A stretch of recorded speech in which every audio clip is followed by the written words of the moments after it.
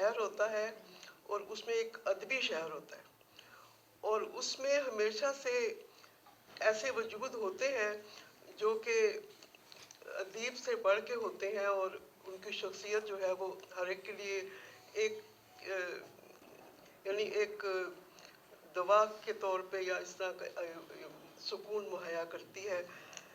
پہلے یہاں ممتاز مفتی صاحب تھے، منشا یاد صاحب تھے، اللہ رکھے جلیل علی صاحب ہیں، اور رشید امجد تھے۔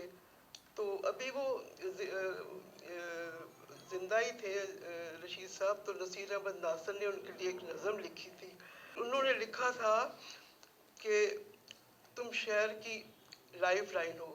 تو میں بھی ایک جملہ کہوں کہ جو ان کا حمید شاہد صاحب کو جو وجود ہے، جو اتنی باتیں کی ہیں، اور یہ جو نیلوفر اقبال نے جو، تو میں اس میں ایک لائن کا اضافہ کرنا چاہتی تھی کہ حمید شاہد تم شہر کی لائف لائن ہو۔